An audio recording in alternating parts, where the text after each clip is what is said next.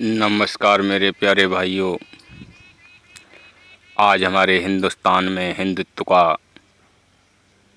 सबसे परम पूज्य त्योहार है। भाइयों, कल मैं देख रहा था, संबित पात्रा जी से एक मुस्लिम भाई कह रहा था कि इतने दीपों को जलाने से अच्छा था कि इतने किसी भूखे को भोजन खिला देते। बहुत अच्छी बात है। मैं उस भाई को बताना चाहता हूँ कि भाई, हम हिंदू जिनका अस्तित्व लगभग मिटने के कगार पर था,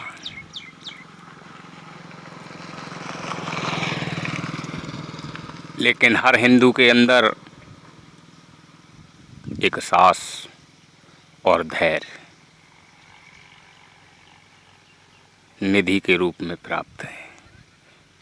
हमारे हर पर्व का अपना एक इतिहास है। तुम्हारे धर्म का तो बस एक ही इतिहास है। तुम्हें नहीं मालूम है, तुम महंगाई पर रो रहे हो, भूखे को रो रहे हो।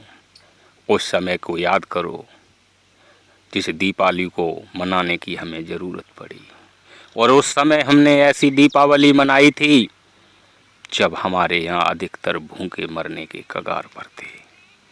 लेकिन खुशी उससे ज़्यादा इसकी थी कि रावण जैसे आतताई हमारा अनाज ही नहीं, हम मानवों को भी खा रहे थे। उस इतिहास को ख़त्म करके, उस आतंक को ख़त्म करके जब श्री राम हमारे यहाँ आए थे, तो वो मूर्खों, आज तो तेल के दिए जलाए जा रहे हैं, मोमबत्ती को दिए जलाए जा रहे हैं। उस समय हम गरीब ने तुम अमीरों के घर तक घी पहुंचाए थे, जिससे घी के दिए जलाए थे। आज इस पावन पर्व पर अपने अपनों को शुभकामनाएं दे रहे हैं। हमारे परम आदरणीय माननीय प्रधानमंत्री जी को बहुत सारी शुभकामनाएं गई होंगी। उन्होंने तो आज दिल के दरवाजे खोल दिए होंगे,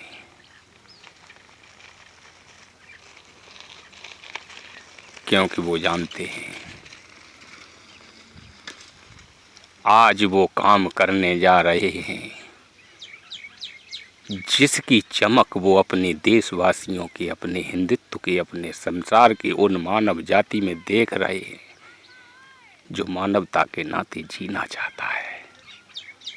लेकिन वो गद्दारों, तुम्हें जो हमारा इतिहास पसंद नहीं है तो मोदी कैसे पसंद होगा? तुम मोदी को दोषी बना रहे हो। तो मैं भी एक छोटा सा किसान दुआओं के माध्यम से, शब्दों के माध्यम से देशवासियों को, वो पहली बार जिसने हमें बहुत सारी दुआएं दी हों, हर वो काम किया हो जिससे गरीब तक गरीब खुशहाल हो, लेकिन किसी कारणवश अगर हमें न मिल सका हो तो उसके लिए कोई हमें पश्चाताप नहीं है, क्योंकि हम जानते हैं सदियों से जिसके लिए, जिसकी मदद के लिए कुछ आता रहा है, लेकिन जब उसे मिलने की आदत होती तो वो लड़ता, जब उसे मिला ही नहीं है तो वो कैसे लड़ता। आज संपूर्ण जगत जो हमारे इस पावन त्योहार पर अनुपम छटा को देखने के लिए, जिसकी छटा देखने के लिए हम हिंदुओं की तो आंखें तरस गई थी, जिसने हमें जीवन मृत्यु से बचाया था, उसकी खुशी में, उसके इतिहास की खुशी में उसके नाम को भी भूलने चले थे, क्योंकि वहाँ उसका अस्तित्व ही नहीं बचा था।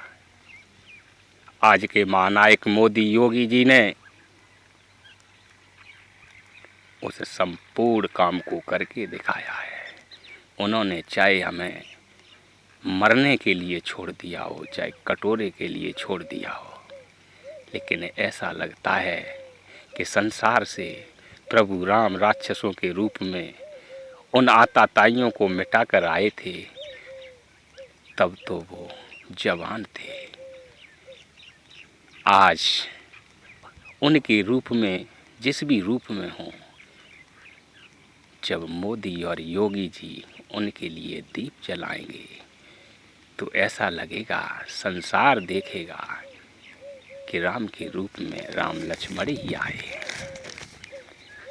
माननीय प्रधानमंत्री जी, हम गरीबों के पास आपके लिए कुछ नहीं है, लेकिन एक उपहार भेजना चाहते हैं, हो सके तो स्वीकार करना।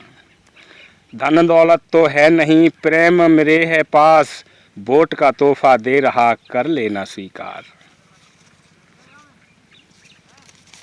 और तो कुछ नहीं है, एक वोट है। जिंदा रहा तो वो मैं आपको ही देता रहूँगा। वो इसलिए कि मैं कुछ पंक्तियों के माध्यम से गरीब भाइयों की तरफ से अपने विचार व्यक्त कर रहा हूँ। अगर विचारों में कुछ त्रुटियाँ हों तो विचार हैं, माफ़ कर देना। जात पात पर जाता हूँ तो दिल झकझोर देता है, हिंद की खातिर मोदी को वोट मेरा है। मेरा भाई, अगर मैं जाति देखूँ तो मैं भी आदम हूँ, मेरा भी दिल अपनी जाति की तरफ जाता है। लेकिन अगर हिंदुत्व की बात देखूँ, जो सम्मान आज हिंदुत्व को मिल रहा है, तो मैं चाहे जिंदा रहूँ चाहे मर जाऊँ, मेरा नहीं, हर हिंदुस्तानी का वोट मोदी का है। सदियों बाद मिला है मौका, दशरथ जी का आंगन था सूना, राक्षसों को मार कर आए थे राम, आतंकियों को मार कर आज इस शुभ दीपावली पर राम की जगह उनके स्वरूप में ऐसा लगता है आतंक का विनाश करके स्वयं राम शक्त रूप अवतार धर के आए।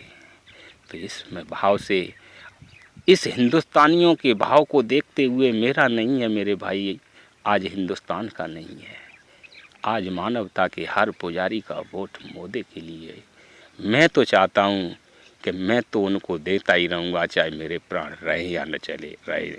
लेकिन अब भी अगर हिंदुत्व को रखना है, मानवता को रखना है, इतिहास को देखना है, अपना अस्तित्व बचाना है, प्रेम से जीना है, तो मोदी के सिवा मोदी जैसा होना चाहिए।